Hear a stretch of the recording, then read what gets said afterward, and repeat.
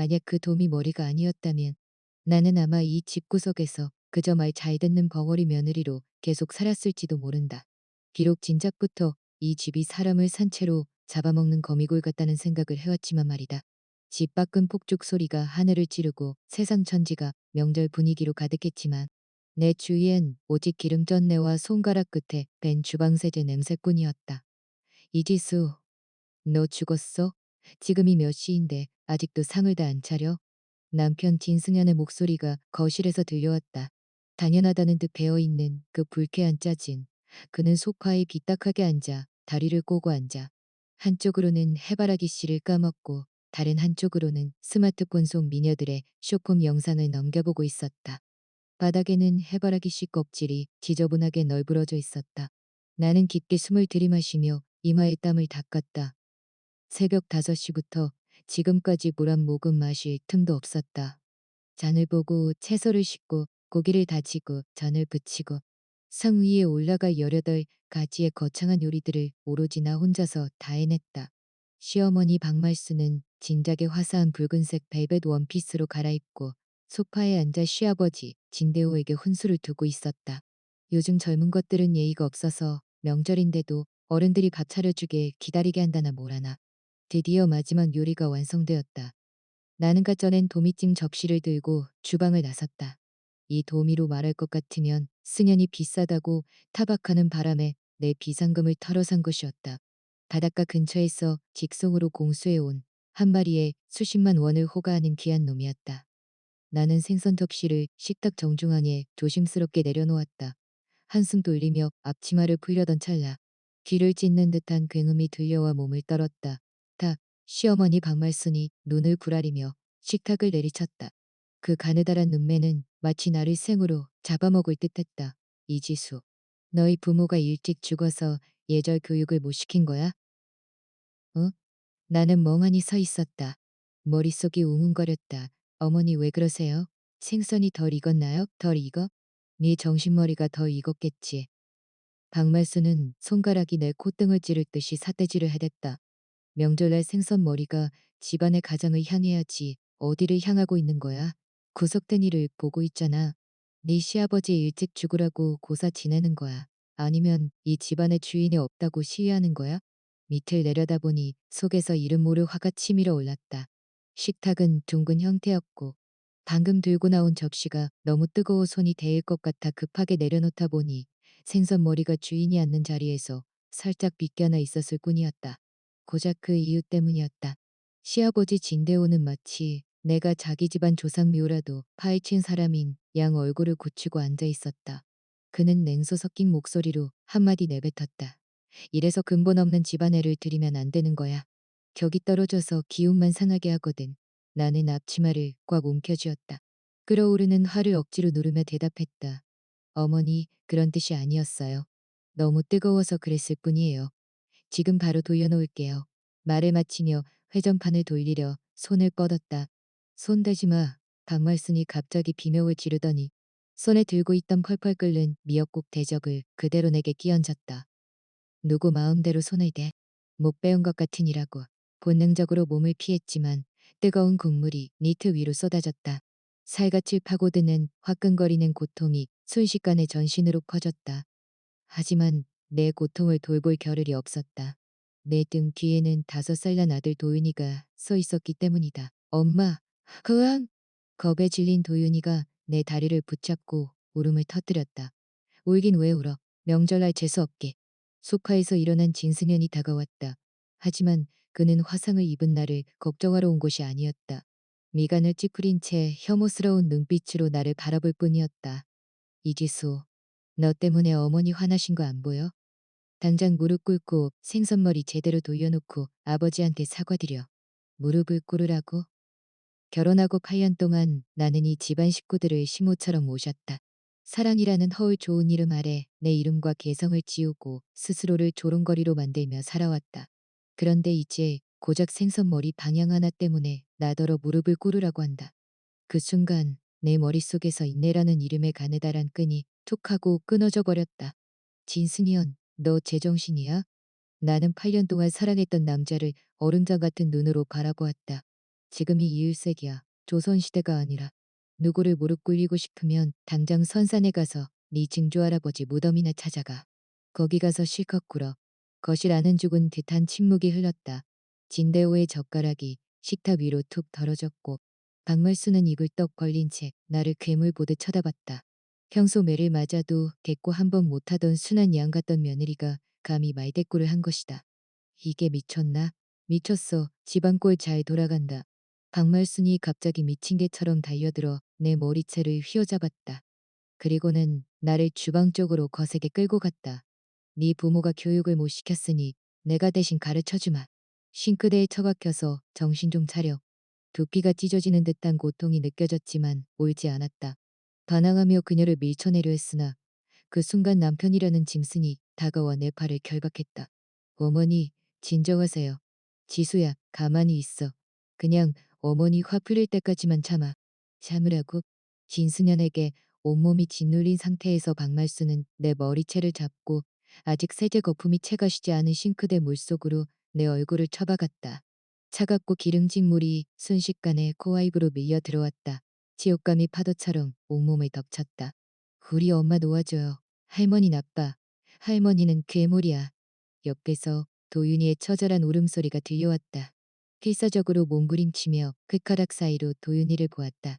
5살밖에 안 된 그 작은 아이가 호랑이 새끼처럼 달려들어 박말순의 손목을 콱 깨물었다. 아이고, 이 어린 놈의 자식이. 박말순이 고통의 비명을 지르며 손을 놓더니 도윤이의 뺨을 세차게 갈겼다. 하지만 비극은 거기서 끝이 아니었다. 상석에 앉아 권위를 지키던 진대호가 자신의 위험이 도전받았다고 느꼈는지 자리에서 일어나 성큼성큼 다가왔다. 그리고 딱딱한 가죽 구두를 신은 발로 겨우 5살인 도윤이의 가슴팍을 사정없이 걷어찼다. 퍽하는 둔탁한 소리가 들렸다. 그 찰나의 순간 나는 뼈가 부러지는 소리를 들은 것만 같았다. 도윤이의 작은 몸이 마치 헝겊 인형처럼 공중에 떴다가 거실장 모서리에 세게 부딪혔다. 아이는 비명조차 지르지 못한 채 바닥으로 스르르 미끄러졌다. 입가에서 가느다란 핏줄기가 흘러나왔고 이내 움직임이 멈췄다. 세상이 멈춘 것 같았다. 두피의 고통도 온몸을 적신 차가운 물의 감각도 느껴지지 않았다. 오직 내 심장이 찢어지는 소리만 들릴 뿐이었다. 도윤아, 도윤아. 나를 붙잡고 있던 진수년을 밀쳐내고 기어가듯 아이에게 다가갔다. 떨리는 손으로 아이의 코 밑에 손을 댔다. 숨결이 너무도 미약했다. 죽은 척하지 마라. 진대호가 옷매무새를 가다듬으며 침을 뱉었다. 내가 군대에서 단련된 몸이야. 힘 조절해서 찼으니 엄살 피우지 말라고 해. 사는 놈이 나약하게 시리. 네 엄마 같은 천한 인간한테 못된 것만 배워가지고. 박말순도 손목을 문지르며 욕설을 퍼부었다. 그래, 할머니를 물어뜯다니. 이건 호루 자식이야. 맞아, 죽어도 할 말 없지. 나는 얼굴에 묻은 오물을 닦아내지도 못한 채 그들 세 사람을 뚫어지게 우려보았다.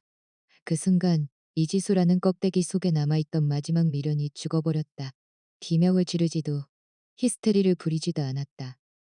나는 기괴할 정도로 차분하게 휴대폰을 꺼내 119에 전화를 걸고 이어 경찰에 신고했다. 이지수, 너 지금 뭐 하는 거야? 상황을 파악한 진승현이 내 휴대폰을 뺏으려 달려들었다. 명절날 구급차 부르고 경찰 신고하고. 나 미쳤어? 동네 창피해서 어떻게 얼굴 들고 살라고. 당장 끊어. 나는 번뜩이는 눈으로 자리에서 일어나 식탁 위에 놓여있던 도미뼈를 치기 위해 꺼내둔 묵직한 중식도를 집어들었다. 누구든 움직이면 죽여버릴 거야. 내 목소리는 낮았지만 지옥 끝바닥에서 올라온 듯한 서늘함이 담겨 있었다. 진승현은 내 눈빛에 압도되어 얼어붙었다. 그 눈에는 이제 사랑도 증오도 없었다. 오직 죽은 자를 바라보는 냉소만이 가득했다. 그는 손을 든 채 뒷걸음질 쳤다. 지수야, 너 왜 이래? 살인은 범죄야. 살인이 범죄인 건 알아? 나는 바닥에 쓰러져 있는 아들을 가리킨 뒤 다시 진대호를 가리켰다. 내 아들 잘못되면 너희 집안 식구들 전부 제삿날로 만들어줄게. 똑똑히 기억해. 구급차의 사이렌 소리가 들려왔다. 병원 응급실 앞의 붉은 조명은 피처럼 붉게 번뜩였다. 엑스레이 판독 결과를 들고 나온 의사의 얼굴은 몹시 어두웠다. 보호자분, 대체 애를 어떻게 하신 겁니까? 겨우 5살 아이 갈비뼈가 2대나 부러졌어요. 그중 하나는 폐를 뒤를 뻔했습니다. 10분만 늦었어도 손을 쓸 수 없었을 거예요. 이건 명백한 아동 학대입니다. 저희 쪽에서도 경찰에 신고하겠습니다. 나는 입술을 뒤씹으며 온몸을 떨었다. 입안에서 비릿한 쇠맛이 났다. 선생님, 제가 엄마예요. 제발, 제발 살려주세요. 돈은 얼마든지 들어도 상관없어요. 최고로 좋은 약만 써주세요. 이미 수술실 들어갔습니다. 의사는 가련하다는 듯 기름때와 젖은 머리카락으로 엉망이 된 나를 바라고 왔다. 어머님도 상처 치료부터 하셔야겠어요. 의사가 자리를 뜨자마자 복도 끝에서 소름 끼치도록 익숙한 목소리가 들려왔다. 무슨 병원이 접수비가 이렇게 비싸? 내가 말했잖아. 저거 다 연기라고. 애들 뼈가 얼마나 유연한데 그 정도로 부러지겠어? 진대호가 뒷짐을 진 채 시찰 나온 관리자처럼 걸어오고 있었다. 그 뒤로는 박말순과 진승현이 따르고 있었다. 이곳은 병원이었지만 그들 세 사람에게는 마치 자기 집 안방이나 시장 바닥인 양 죄책감이나 걱정 따위는 찾아볼 수 없었다. 진승현은 나를 보자마자 달려와 내 팔을 낚아채며 목소리를 낮춰 윽박질렀다. 경찰한테 전화 왔잖아. 대체 뭐라고 떠든 거야? 이지수, 똑바로 들어. 이따 경찰 오면 애가 의자에서 혼자 장난치다 떨어진 거라고 해. 괜히 번거롭게 만들지 말고. 나는 그의 손을 거세게 뿌리치며 차갑게 말했다. 진승현, 저 수술실 안에 누워있는 애 네 아들이야. 내 아들이기 전에 우리 아버지 손주야. 진승현은 오히려 당당하게 소리쳤다. 어른이 실수로 좀 그럴 수도 있지. 고의도 아니었잖아. 그리고 네가 말대꾸만 안 했어도 이런 일이 생겼겠어. 따지고 보면 다 네 탓이야. 그러니까 당장 가서 부모님께 사과드려. 아까 칼 휘두른 건 제정신이 아니었다고 말해. 그럼 이번 일은 그냥 덮고 넘어가는 거니까. 사과하고 덮자고? 나는 눈앞에 이 남자를 보았다. 아버지가 인연을 끊겠다고 협박하며 반대하던 결혼을 내가 우겨서 선택했던 착한 남자. 가난하지만 가정적일 거라 믿었던 남자. 하지만 그의 착함은 무능함이었고 그의 가정적인 면모는 맹목적인 효도였다. 그의 세계에서 나와 아들의 목숨은 그의 아양한 자존심과 아버지의 말도 안 되는 법도보다 가벼운 존재였다. 지인승연, 나는 돌연 웃음을 터뜨렸다. 눈물이 뺨을 타고 흘러내렸다. 알아? 내 인생에서 가장 후회되는 건 그날 내 눈이 멀어버렸던 거야. 너 태도가 왜 그래? 박말순이 끼어들었다. 병원비 우린 한 푼도 못 내주니까 알아서 해. 다 네가 재수 없어서 생긴 일이니까. 아, 그리고 그 집 있지? 그 아파트 명의 승연이 이름으로 공동명의로 돌려. 그리고 각 썼어. 앞으로 월급 통장 다 나한테 맡기겠다고. 그럼 이번 일은 용서해 줄 수도 있어. 이 상황에서도 그들은 내 아파트와 내 월급을 노리고 있었다. 그 아파트는 아버지가 내게 몰래 챙겨주신 혼수였고 오로지 내 명의로 된 재산이었다. 지난 8년 동안 그들은 대놓고 혹은 은근히 명의를 넘기라거나 사고친 작은 아들의 빚을 갚아달라며 내 돈을 탐내왔다. 내가 모르는 척 넘겨왔을 뿐 그들의 악독함은 이미 오래전부터 계획된 것이었다. 오늘의 폭발은 그들이 나를 완전히 집어삼키기 위한 전주곡에 불과했다. 알겠어요. 나는 고개를 끄덕이며 그들의 탐욕스러운 얼굴을 하나하나 눈에 담았다. 돈, 집, 체면 전부 원한다는 거죠? 알면 됐어. 진대호가 콧방귀를 뀌었다. 당장 가서 경찰이나 돌려보내. 주제 파악 좀 하고 화장실 가서 얼굴 좀 씻고 올게요. 나는 담담하게 말한 뒤 화장실로 들어갔다. 문을 걸어 잠그고 거울을 보았다. 머리카락은 엉망으로 흐트러졌고 뺨은 부어올랐으며 니트에는 온통 기름 얼룩과 국물 자국이 가득했다. 거짓골이 따로 없었다. 이것이 소위 말하는 진정한 사랑을 위해 이지수가 스스로를 망가뜨린 결과였다. 수도꼭지를 틀고 차가운 물을 얼굴에 끼얹었다. 정신이 번쩍 들었다. 나는 품 안에 깊숙이 넣어두었던 평생 다시는 쓸 일 없을 거라 생각했던 구형 스마트폰을 꺼냈다. 올지단 하나의 번호만 저장된 커스텀 폰이었다. 8년 전 진승현과 결혼하겠다고 집안을 뒤집어 엎었을 때 나는 신용카드와 슈퍼카 열쇠를 모두 던져버리고 나왔지만 이 휴대폰만은 버리지 못했다. 당시 아버지는 컵을 내던지며 내게 소리치셨다. 이지수, 오늘 이 문을 나가는 순간부터 억울한 일 생겨도 울면서 돌아오지 마라. 난 너 같은 딸 둔 적 없다. 하지만 가출한 이후에도 매달 내 월급 통장에는 알 수 없는 명목의 인센티브가 입금되었고 내가 사는 단지의 보안은 유독 철저해졌으며 도윤이가 태어나던 날에도 병원의 가장 좋은 1인실이 기적처럼 비어 있었다. 아버지가 계속 나를 지켜보고 계셨다는 걸 알고 있었다. 그는 내가 고개를 숙이고 돌아오기에 내 선택이 틀렸음을 인정하기를 기다리고 계셨다. 나는 인정하고 싶지 않았다. 그것은 내 안목에 대한 부정이었으니까. 하지만 오늘 수술실에 누워 생사를 오가는 아들을 보며 깨달았다. 나는 졌다. 처참하게 완벽하게 패배했다. 사랑 따위, 혐오양 저 따위 다 집어치우기로 했다.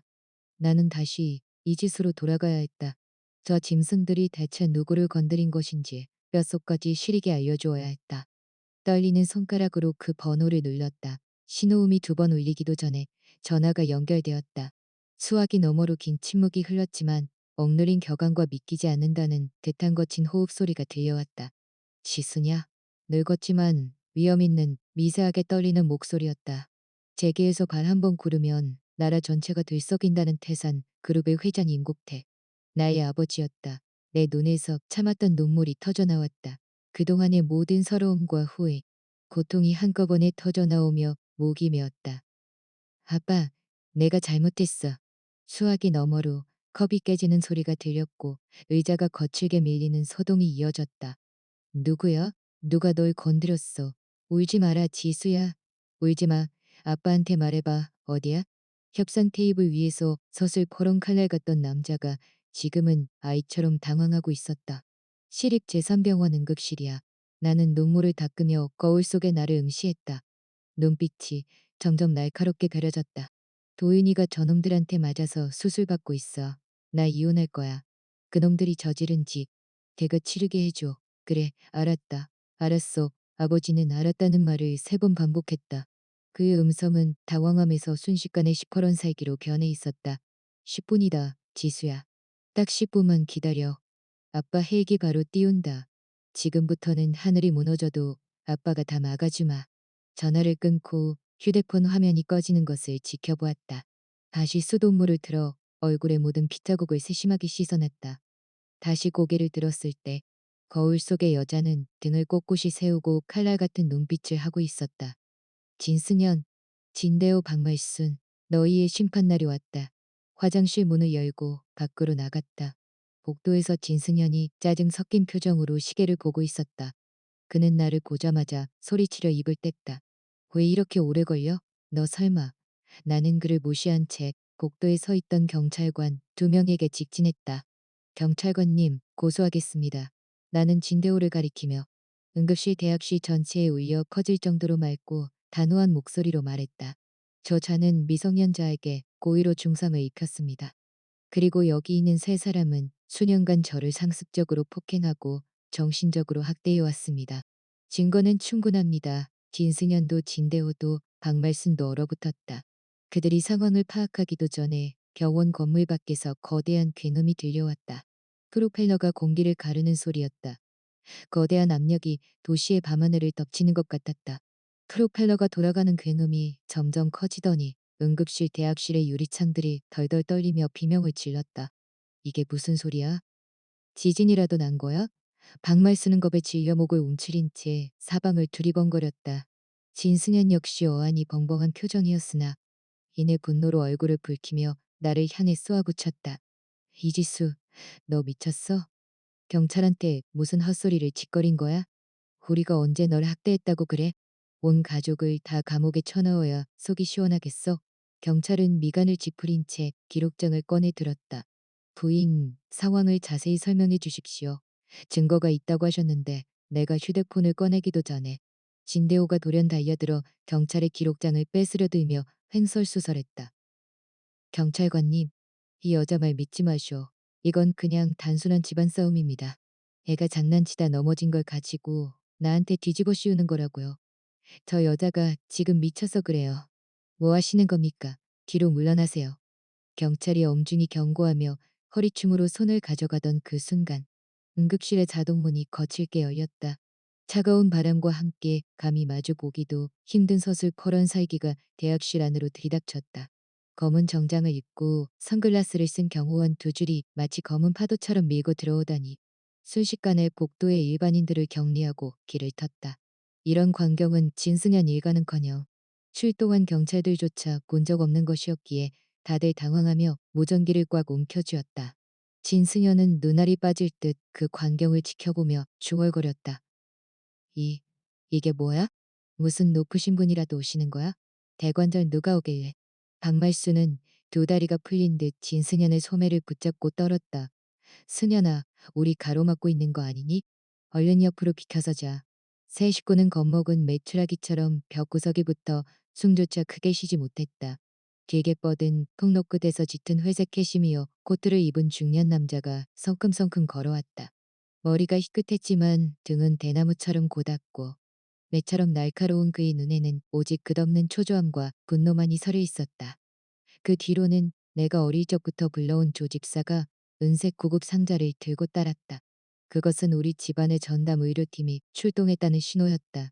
임국태 회장님 아니야? 구경하던 환자 가족 중 누군가가 비명을 지르듯 외쳤다. 세상에 태산그룹임 회장이 여기 왜 온 거야? 그 소리를 들은 진승현의 눈이 순식간에 번뜩였다. 돈 냄새를 맡은 본능적인 반응이었다. 회장님? 저분이 그 태산그룹 회장님이라고? 세상에 저런 분이 우리 같은 사람들 쪽에 오시다니. 그는 헛된 꿈을 꾸며 비굴하게 옥내무새를 가다듬고 얼굴이라도 도장을 찍으려 앞으로 나서려 했다. 그러나 임국태 회장은 그를 쳐다보지도 않았다. 그는 곧장 나에게 다가왔다. 평소 노여워하지 않아도 위험이 넘치던 그의 눈엔 빨갛게 부어오른 내 뺨과 헝클어진 머리, 그리고 오물로 뒤덮인 옷을 보는 순간 순식간에 붉게 충혈되었다. 지수야. 떨림과 애틋함, 그리고 8년이라는 시간을 돌아서 온 죄책감이 담긴 부름이었다. 꼿꼿이 버티고 서 있던 내 등은 그 목소리를 듣는 순간 무너져 내렸다. 아빠. 나는 길 잃은 아이처럼 그의 품에 안겨 울음을 터뜨렸다. 현장은 정적에 휩싸였다. 악수를 하려던 진승현의 손은 허공에 멈췄고 그의 비굴했던 표정은 기괴한 공포로 굳어버렸다. 아, 아빠? 정말 쓰는 말을 더듬으며 나와 임 회장을 번갈아 보았다. 저 기집애가 누구더러 아빠라는 거야? 아비는 진작에 죽었다며. 입 닥쳐.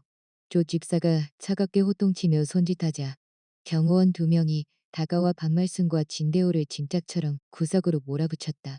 임 회장은 어린 시절의 나를 달래던 내 등을 가볍게 다독인 뒤 눈빛을 칼날처럼 갈아친 시 일가를 훑었다. 너희들이 감히 내 딸을 때리고 내 손주까지 죽이려 들었나? 그의 목소리는 높지 않았으나 압도적인 위압감에 평소 집 안에서만 큰 소리치던 진대호는 다리에 힘이 풀린 채 바닥에 주저앉았다. 오해입니다. 다 오해라고요. 진승현은 식은땀을 흘리며 필사적으로 변명했다. 잔인어른, 이건 집안일입니다. 전 지수의 남편이라고요. 우린 가족. 가족? 임 회장이 냉소했다. 지금 이 시간부터 넌 그저 피고인일 뿐이다. 그때 수술실의 등이 꺼지고 의사가 밖으로 나왔다. 보호자분, 수술은 성공적입니다. 아이의 생명은 건졌어요. 하지만요. 무슨 일인가요? 내가 다급히 물었다. 갈비뼈 골절로 흉막이 손상되어 후속 관리가 아주 중요합니다. 그리고 아이가 심리적으로 큰 충격을 받은 것 같아요. 깨어나서도 계속 데리지 마세요. 라고만 울부짖네요. 그 말을 듣는 순간 내 가슴은 칼로 도려내는 듯한 통증이 느껴졌다. 임 회장은 깊게 숨을 들이켜더니 조 집사에게 명령했다. 국내 최고의 아동심리 전문가를 섭외해라. 그리고 그룹법무팀 수석 변호사단을 10분 내로 호출해. 또한 그는 사시나무 떨듯 떨고 있는 진승현 일가를 죽은 생물처럼 바라고 왔다. 우리와 협력 관계에 있는 모든 은행과 기업에 통보해서 저 집안의 밑바닥까지 조사해라. 내일 아침 해가 뜨기 전에 저들이 절망이 무엇인지 깨닫게 해주마. 진씨 일가는 완전히 넋이 나갔다. 그들이 8년 동안 무시하고 학대했던, 배경도 없고 혼수도 변변치 않다던 며느리가 사실은 태산 그룹의 외동딸이었다니. 그들이 감히 쳐다보지도 못할 거대한 산을 건드린 셈이었다. 지수야, 아니, 여보. 진승현이 무릎을 꿇고 제 뺨을 때리기 시작했다. 내가 잘못했어. 내가 눈이 멀어서 그랬어. 도윤이를 봐서라도 한 번만 용서해줘. 나는 내려다보는 내 눈빛엔 싸늘한 냉기만이 감돌았다. 진승현, 이제 겨우 무릎 꿇은 거야? 이건 시작도 안 했어. 나는 조 집사가 건네준 손수건으로 천천히 손을 닦았다. 진짜 재미있는 건 지금부터니까 기대해. 진씨 일가는 경호원들에 의해 쓰레기처럼 병원 밖으로 던져졌다. 임 회장은 도윤이를 위해 층 전체가 비워진 최고급 VIP 병실을 마련해 주었다. 도윤이의 창백한 얼굴을 지켜보며 병상 곁에 앉아 있을 때 조 집사가 태블릿 PC를 들고 들어왔다. 아가씨, 지시하신 대로 저들의 행적과 자산 상태를 파악했습니다. 화면에는 진승현 일가가 그동안 저질러온 비리와 재산 내역이 빽하게 적혀 있었다. 진승현이 다니는 홈투테크는 우리 그룹 계열사의 하청 업체로 매출의 80% 이상을 우리에게 의존하고 있었다. 진대호의 소규모 자재 공장은 대출 만기가 3개월 남았고 보증인은 다름 아닌 찻집을 운영하는 그의 사촌 동생이었다. 그리고 조 집사는 멸시가 섞인 어투로 덧붙였다. 도련님의 동생인 지네는 밖에서 사채까지 끌어다 썼더군요.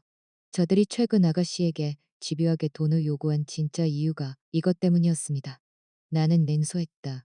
이것이 그들이 말하던 뼈대 있는 집안의 법도였다. 뿌리부터 썩어 문드러진 인간들. 절차대로 진행하세요. 나는 태블릿을 덮으며 평온하지만 무거운 목소리로 말했다. 먼저 작은 줄부터 끊어버려요. 내가 없으면 그들이 길거리의 유기견만도 못한 존재라는 걸 똑똑히 알게 해줘야겠어. 다음 날 아침 복수의 서막이 올랐다. 진승현은 어젯밤의 소동에 겁을 먹으면서도 설마 하는 요행을 바라며 평소처럼 정장을 차려입고 가방을 든 채 출근했다. 그는 도은이의 아빠라는 사실과 지난 8년의 정을 이용해 나를 잘 달래면 태산그룹이라는 거대한 나무에 올라타 출세할 수 있을지도 모른다는 헛된 망상에 빠져 있었다. 하지만 회사 정문에 들어서자마자 안내 데스크 직원이 그를 가로막았다. 진 매니저님, 더 이상 들어오실 수 없습니다. 평소 오빠라 부르며 살갑게 대하던 직원의 얼굴은 온데간데 없이 차갑게 식어 있었다. 무슨 소리야? 나 영업이 팀 매니저 진승현이라고.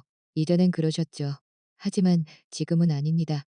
그때 본부장이 보안 요원 2명을 대동하고 나타나 서류 상자 하나를 진승현의 발 앞에 내던졌다. 진승현 씨, 사규에 따라 당신을 해고합니다. 개인 짐 챙겨서 당장 꺼지세요. 해고라니요. 무슨 근거로? 난 지난달 실적도 진승현 아직도 상황 파악이 안 돼? 본부장이 비웃음을 흘렸다. 오늘 아침 80으로 홈투테크는 태산 그룹에 인수됐어. 새 회장님의 첫 번째 지시가 바로 진승현 해고와 업계 연고 퇴출 통보였다고. 진승현의 얼굴이 순식간에 창백해졌다. 그리고 하나 더, 본부장이 상자를 가리켰다. 재직 기간 중 허위 영수증 처리와 리베이트 수수 정원이 포착됐어. 법무팀에서 이미 고소장을 보냈으니 배상금 8억 원 준비해둬. 한 달 월급 100만 원 남짓을 체면 치레와 사고 친 동생 뒷바라지에 다 쏟아붓던 그에게 8억 원은 가당치도 않은 금액이었다. 그는 넋이 나간 채 상자를 안고 쫓겨나듯 회사 건물을 나섰다. 한겨울 칼바람 속에 서서 나에게 전화를 걸려 했으나 번호는 이미 차단되어 있었다. 택시를 타려 앱을 켰지만 붉은 경고창이 떴다. 기아의 계정은 악성 연체로 인해 동결되었습니다. 카드, 페이, 계좌할 것 없이 모두 막혀 있었다. 진대호의 공장 대출 연체에 연대보증인으로 등록된 직계 가족 진승현의 계좌가 최우선으로 잠긴 것이었다. 온 세상으로부터 버려진 듯한 공포가 파도처럼 그를 덮쳤다. 결국 그는 무거운 짐 상자를 든 채 사람들의 따가운 시선을 받으며 OKM을 걸어 집으로 돌아갔다. 집에 도착하자마자 들려온 것은 박말순의 짐승 같은 곡소리였다. 천벌을 받을게야. 어떻게 공장에 압류 딱지를 붙여. 우리 집안의 젖줄인데. 집 안은 이미 아수라장이었다. 진대호는 소파에 주저앉아 성심한 병을 쥔 채 바들바들 떨고 있었다. 아버지? 어떻게 된 거예요? 끝났다. 다 끝났어. 진대호가 노안을 뚝뚝 흘렸다. 방금 은행이랑 세무서 사람들이 들이닥쳐서 공장 자산 가치가 부채보다 낮고 대출 사기 혐의가 있다면서 공장을 폐쇄해버렸어. 형사처벌까지 받을 판이다. 박말수는 숨을 헐떡이며 울부짖었다. 그뿐만이 아니다. 아까 혜한테 전화가 왔는데 사채업자들이 들이닥쳐서 돈 안 갚으면 팔다리를 잘라버리겠다고 협박한단다. 승현아, 지수한테.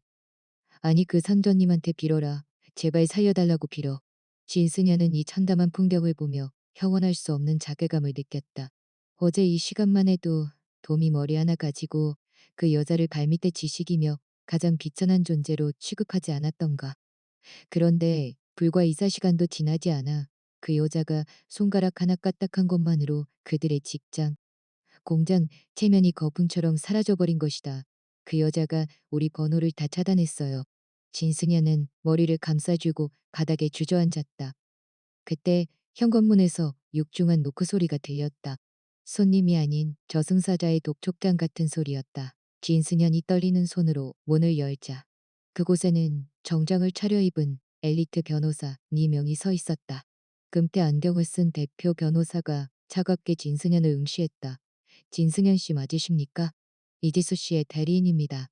현재 이 부동산은 이지수 씨의 결혼 전 개인 자산임을 통보하며 이사 시간 내로 퇴거해 주실 것을 정식으로 요청합니다. 불응시 강제 조치를 취하겠습니다. 이것은 단순히 보급을 끊는 수준이 아니었다. 그들의 뿌리를 송두리째 뽑아버리겠다는 선언이었다. 무슨 혼전 재산이라니요? 진승현의 안색이 시체처럼 변했다. 이건 우리 신혼집이에요. 등기부 등본에 내 이름이 그는 말을 잊지 못했다. 지난 8년 동안 등기부 등본을 한 번도 제대로 확인해 본 적이 없다는 사실이 떠올랐기 때문이다. 명의를 합치자고 할 때마다 나는 친정이 있다. 은행 담보 때문에 나중에 해야 한다는 핑계로 빠져나갔다. 당시 그는 내가 보잘것없는 집안 딸이니 설마 딴 마음을 먹겠느냐며 대수롭지 않게 넘겼으나 이제 보니 그것은 이미 짜인 치밀한 덫이었다. 장 변호사는 그들의 반응을 예상했다는 듯 서류와 뭉치를 내밀었다. 붉은 인장과 함께 선명하게 찍힌 이지수 세 글자가 진승현의 눈을 찔렀다. 진승현 씨, 똑똑히 보십시오. 이 부동산은 귀하와 이지수 씨의 혼인신고 3개월 전 이지수 씨의 부친 임국태 씨가 전에 현금으로 구입하여 증여한 것이냐. 소유권자는 오직 이지수 씨 한 명입니다. 민법상 완벽한 특유재산으로 부부 공동재산과는 아무런 관련이 없습니다. 믿을 수 없어. 다 거짓말이야. 강말순이 꼬리 밟힌 고양이처럼 소리를 지르며 서류를 뺏으려 들었다. 너희들 다 한패지? 이 집은 내 아들 결혼할 때 해온 집이야. 우리 진씨 가문 집이라고. 하지만 젊은 변호사 한 명이 가볍게 몸을 비틀어 그녀를 막아섰다. 박말순의 힘은 벽에 부딪힌 듯 무력하게 튕겨나갔다. 박말순 씨, 진정하십시오. 장 변호사가 경고의 눈빛을 보냈다.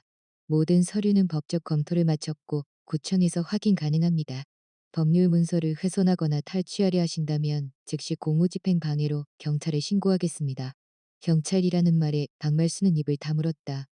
진대호는 가슴을 움켜쥐고 가쁜 숨을 몰아쉬었다. 변호사가 이렇게 직접 찾아올 정도면 이미 판은 기울었다는 것을 그도 알았다. 그는 어른이라는 위험을 마지막으로 쥐어짜내며 소리쳤다. 변호사고 뭐고 내 알 바 아니요. 예로부터 며느리가 시고 모를 길거리로 내쫓는 법도는 없었어. 이건 천벌을 받을 짓이야. 우린 여기서 한 발자국도 안 나갈 테니 어디 마음대로 해보라고. 그는 현관 바닥에 주저앉아 막무가내로 거쳤다. 박말순도 그 옆에 앉아 대성통곡을 시작했다. 아이고, 동네 사람들 좀 보소. 금지옥역 키운 아들이 늑대 같은 며느리를 들여서 시고 모를 산채로 내쫓네. 천하에 이런 고약한 년이 어딨어. 지난 8년 동안 그들은 이런 식으로 나를 굴복시켜왔다.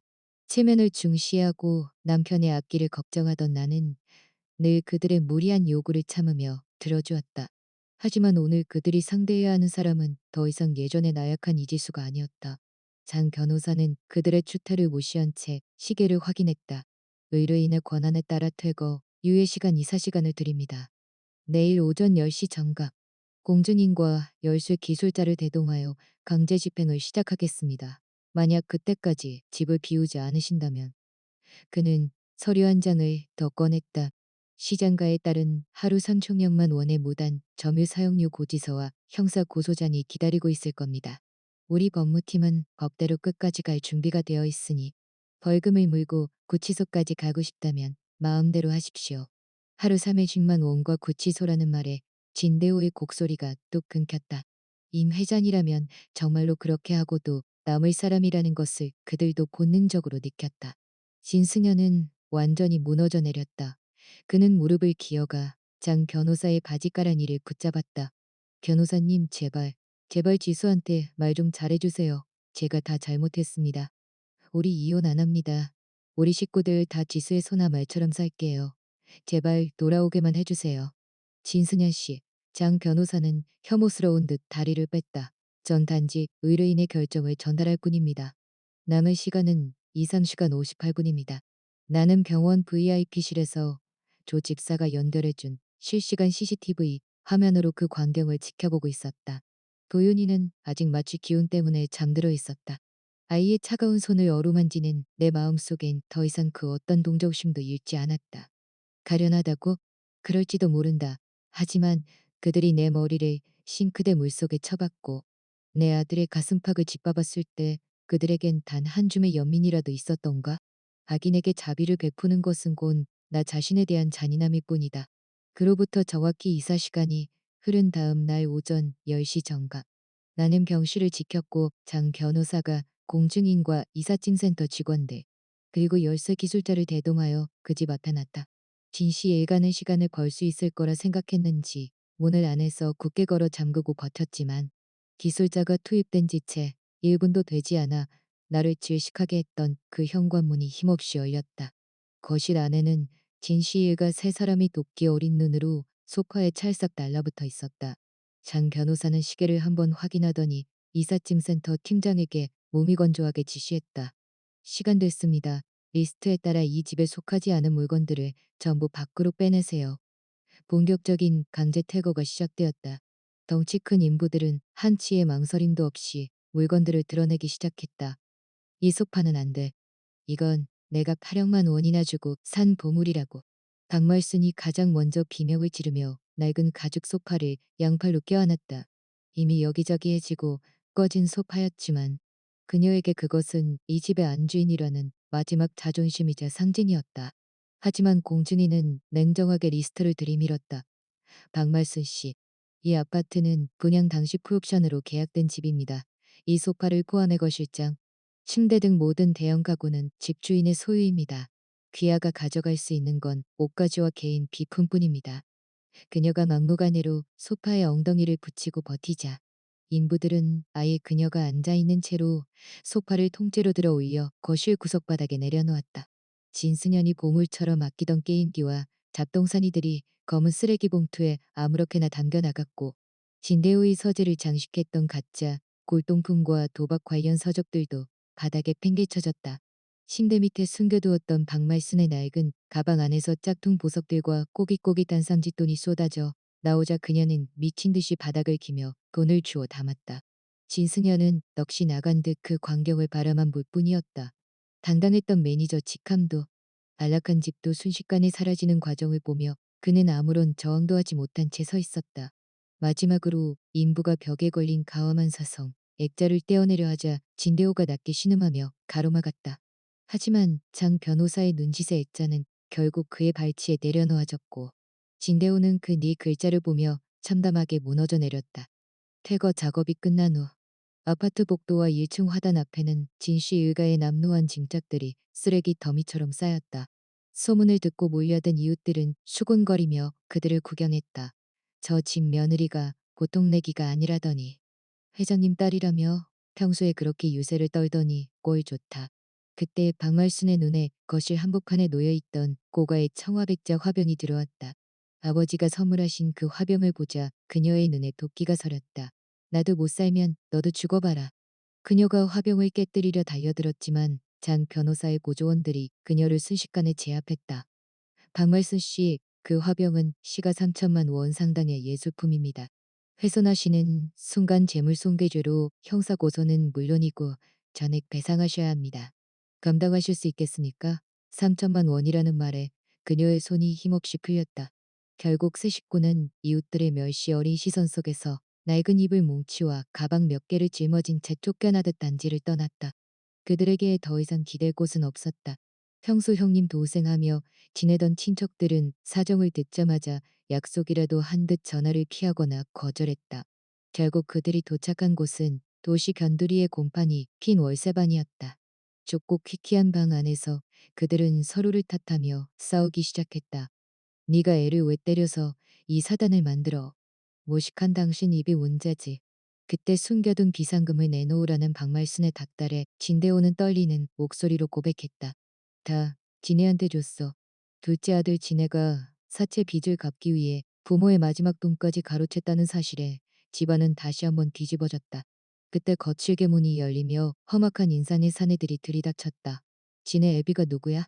사채업자들은 5억 원에 달하는 차용증을 들이밀며 진 씨의 일가를 압박했다. 돈 없으면 팔다리 하나는 내놔야겠는데? 공포에 질린 박말순이 비명을 지르며 내뱉은 말은 충격적이었다. 우린 돈 없어요. 대신 지수. 아니, 그 여자아들이 어느 병원에 있는지 알아요. 그 애만 붙잡으면 돈은 얼마든지 나올 거예요. 자신의 친손자를 미끼로 던지겠다는 그녀의 제안에 사채업자들의 눈이 번뜩였다. 하지만 이들의 일거수일투족은 조 집사가 심어둔 감시망에 이미 포착되고 있었다. 그들이 병원 도윤이의 병실 앞까지 들이닥쳤을 때 그들을 기다린 것은 연약한 엄마가 아니라 두 줄로 늘어선 검은 정장의 경호원들과 미리 대기 중이던 경찰들이었다. 경찰관님, 이 자들의 아이를 유기하려 공모한 증거입니다. 조 집사가 내민 녹음기에는 박말순이 사채업자들에게 아이를 납치하라고 부추기는 목소리가 생생하게 담겨 있었다. 이건 함정이야. 난 그냥 손주를 보러 온 거라고 그녀가 가락했지만 현행범으로 체포되는 것을 막을 수는 없었다. 진승현과 진대호 역시 공모 혐의로 경찰서에 끌려갔다. 하지만 이들은 끝까지 반성하지 않았다. 경찰서에서 풀려나온 진승현은 누군가의 조언을 받았는지 기열한 마지막 수단을 선택했다. 바로 여론전이었다. 얼마 지나지 않아 인터넷 커뮤니티와 SNS에는 재벌가 며느리의 횡포, 계산 그룹 김 회장 댁에 사람 잡는 법도 라는 제목의 글이 올라왔다. 글 속에서 나는 가난한 남자의 순정을 틱받고 신분을 숨긴 채 유의를 즐기다 질리자 온 가족을 파멸시킨 악독한 여자가 되어 있었다. 설날의 폭행 사건은 가벼운 훈계 중 일어난 사고로 둔갑했고 오히려 내가 시부모를 욕하며 먼저 도발했다는 거짓이 더 씌워졌다. 글에는 우리가 가장 행복했던 시절의 사진과 병원에서 잠든 도윤이의 모습, 그리고 길거리에서 떨고 있는 진승현의 처량한 뒷모습이 교묘하게 배치되어 있었다. 여론은 들끓었다. 돈 좀 있다고 사람을 이렇게까지 매장하나? 태산 그룹 불매하자. 정체 모를 유튜버들이 앞다투어 이 사건을 자극적으로 다루기 시작했고 아버지의 회사 앞에는 시위대가 몰려들었다. 조 집사가 보고한 여론 수치는 처참했다. 아가씨, 공관팀에서도 대응이 힘들다고 합니다. 지금 당장 반박 성명을 낼까요? 나는 차갑게 식은 손으로 비난 댓글들을 읽어 내려갔다. 아버지는 이번 일을 내가 스스로 해결해보라며 모든 권한을 맡기셨다. 조 집사님, 홍보팀에 전하세요. 지금은 아무것도 하지 말고 가만히 두라고. 내 입가에 서늘한 미소가 걸렸다.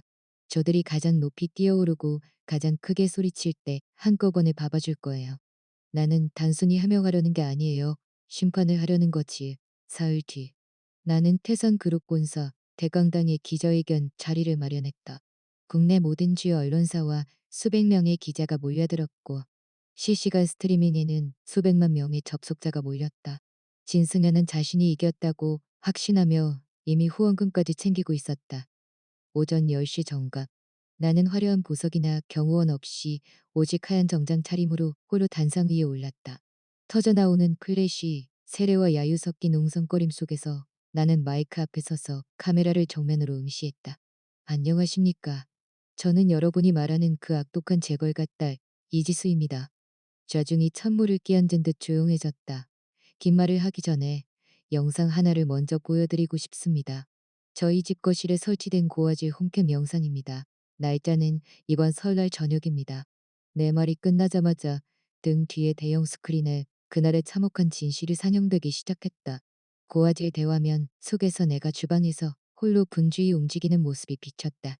명절 분위기를 내기 위해 정성껏 차려진 상 위로 생선 머리 반향을 두고 시작된 진씨 일가의 서슬커런 폭언과 비난이 고스란히 장내에 울려 퍼졌다.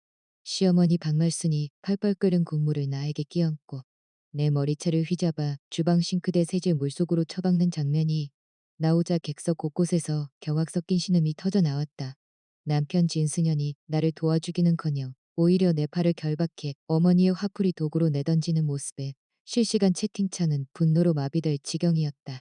결정적으로 시아버지 진대호의 딱딱한 구두 발이 5살 도윤이의 가슴팍을 걷어차는 순간 도윤이가 헝겊 인형처럼 나라가 거실장 모서리에 부딪히며 피를 흘리는 장면에서 장내는 죽은 듯한 정적이 휩싸였다.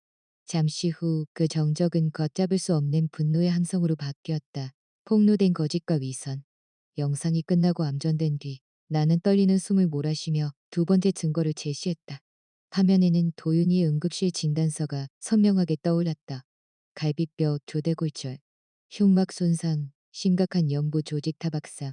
이어 나의 진단서인 두부, 타박상 및 가벼운 뇌진탕 결과도 공개되었다. 이것이 진승현 씨가 말한 가벼운 가족 간의 마찰입니다. 나는 이어서 지난 8년 동안 내가 진 씨 일가에게 쏟아부은 경제적 지원 내역을 공개했다. 아버지가 몰래 보내주신 돈을 포함해 총 37억 2천만 원에 달하는 이체 기록이 폭포처럼 쏟아져 나왔고, 그 반면 남편 진승현이 가게에 보탠 돈은 8년 동안 고작 5천만 원뿐이었다는 사실에 기자들은 펜을 멈추고 헛웃음을 지었다. 마지막으로 병원에서 진승현이 나에게 부모님께 가서 사과하라며 윽박지르던 녹취록까지 공개되자 그가 쌓아온 선량한 피해자의 가면은 완전히 조각났다. 이제 여러분께 묻고 싶습니다. 누가 진짜 사람을 잡아먹고 있습니까? 나의 마지막 외침은 생중계를 지켜보던 수백만 명의 심장에 박혔다. 여론은 한 시간도 채 되지 않아 완벽하게 뒤집혔다. 진씨 일가는 올해 최고의 인면수심 가족으로 낙인 찍혔고, 그들이 숨어있던 월세방 앞은 분노한 시민들과 유튜버들로 인산인해를 이뤘다. 내부로부터의 붕괴, 진씨 일가의 몰락은 외부의 압박에서 그치지 않았다. 나는 조 집사를 통해 진대호의 과거를 파헤쳐 그가 공직 시절 뇌물수수로 파면당했다는 사실과 결정적으로 그가 오랫동안 내연녀와 함께 혼외자를 키워왔다는 증거를 확보했다. 진대호는 아파트에서 쫓겨나면서도 공장에서 빼돌린 돈의 대부분을 레언니아의 명의로 옮겨두고 있었던 것이다. 나는 이 모든 조사 보고서와 레언니아의 주소, 재산 양도 기록을 현재 월세방에서 절망하고 있을 박말순에게 익명으로 발송했다. 그날 밤 낡은 다세대 주택 아래층에서 박말순이 내연녀의 머리채를 잡고 길바닥을 구르는 처절한 싸움 영상이 온라인을 다시 한번 뜨겁게 달궜다.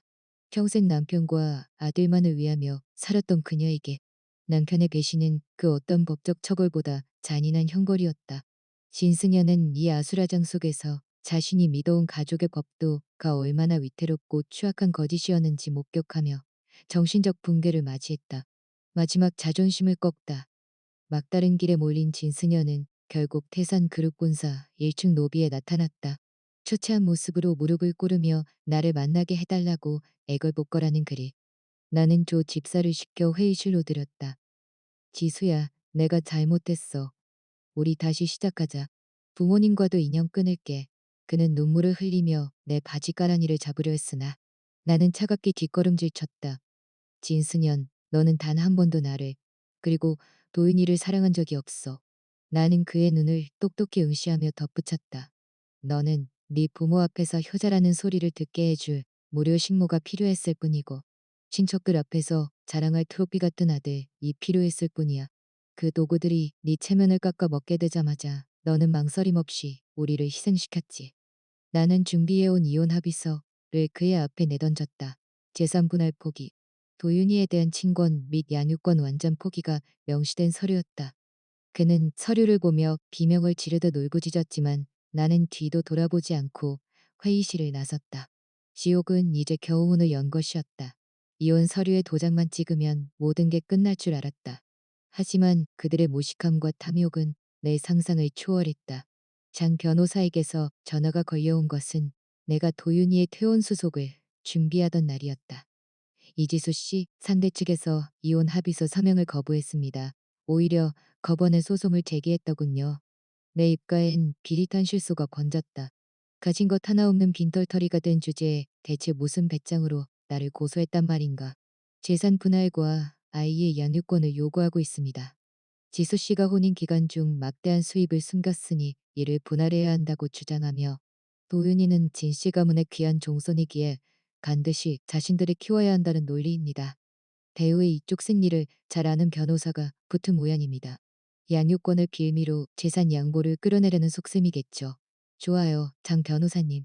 그들이 법정을 원한다면 기꺼이 그곳을 그들의 무덤으로 만들어주죠.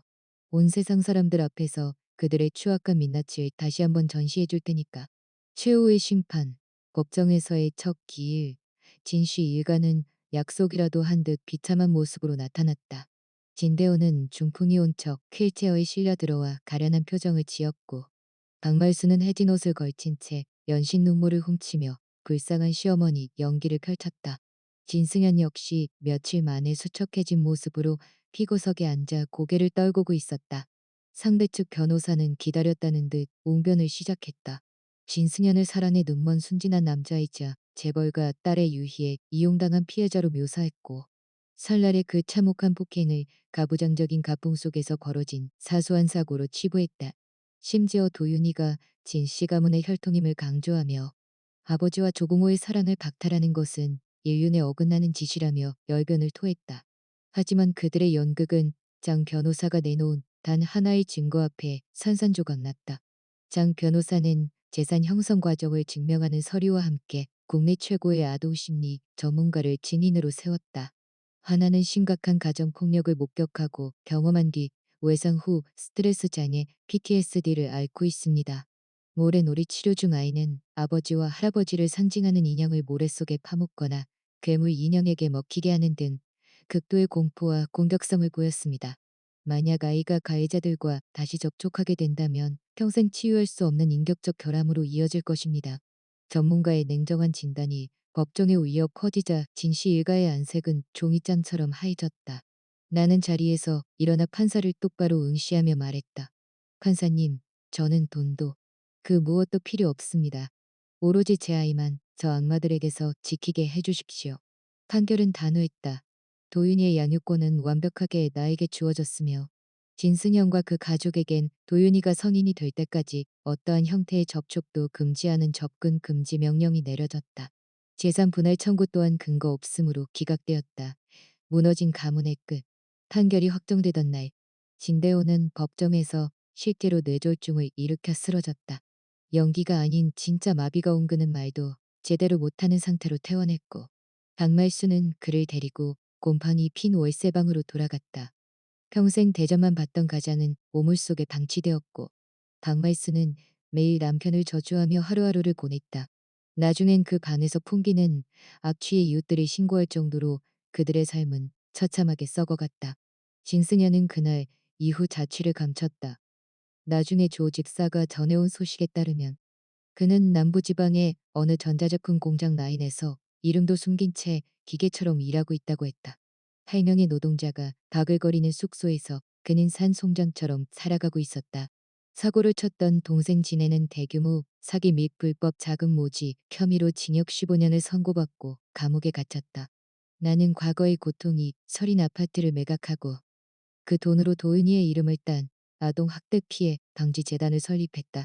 도윤이와 나는 햇살이 잘 드는 새 집으로 이사했다. 그곳엔 더 이상 비명 소리도 숨 막히는 법도도 없었다. 도윤이는 천천히 웃음을 되찾았고 엄마, 나 지금 집이 정말 좋아라고 말하며 내 품에 안겼다. 마지막 바락. 모든 게 평온해진 어느 날 나는 우연히 길가 재활용센터 근처에서 박말순을 보았다. 그녀는 오물 범벅인 청소복을 입고 자신보다 큰 쓰레기통을 비우며 썩은 만두를 씻고 있었다. 한때 며느리의 모든 것을 검열하던 그 오만한 눈빛은 온데간데 없이 혼탁함만 남은 채였다. 나는 차가운 눈으로 그녀를 스쳐 지나갔다. 그것이 그녀가 선택한 삶의 응당한 대가였기에. 하지만 지옥에서 돌아온 악마는 마지막까지 비겁했다. 도윤이의 생일날 집 앞에 나타난 진승현은 광기의 어린 눈으로 나를 위협했다. 그는 손에 휘발유통을 든 채 문을 열라고 소리쳤다. 내 아들 한 번만 보게 해달라고. 안 그러면 다 같이 불타 죽는 거야. 나는 도윤이를 방에 안전하게 숨긴 뒤 냉정하게 경찰과 경호팀에 신호를 보냈다. 1초가 1분 같던 긴박한 순간 특수 요원들이 베란다를 깨고 진입해 휘발유에 불을 붙이려던 진승현을 제압했다. 바닥에 처박힌 그를 내려다보며 나는 발치에 떨어질 라이터를 주워 들었다. 진승현, 네가 우리 도윤이를 발로 걷어찼을 때 이미 네 인생은 네 손으로 태워버린 거야. 나는 불이 꺼질 라이터를 던져버리고 뒤돌아 집 안으로 들어갔다. 문 밖의 비명과 소란을 완벽하게 차단한 채 따뜻한 등불 아래 웅크리고 있는 도윤이에게 다가갔다. 도윤아, 생일 축하해. 이제 네 세상엔 괴물 같은 건 없을 거야. 오직 햇살과 엄마뿐이야. 나는 도윤이를 꽉 껴안았다. 8년의 긴 겨울이 지나고 마침내 우리만의 찬란한 봄이 시작되고 있었다.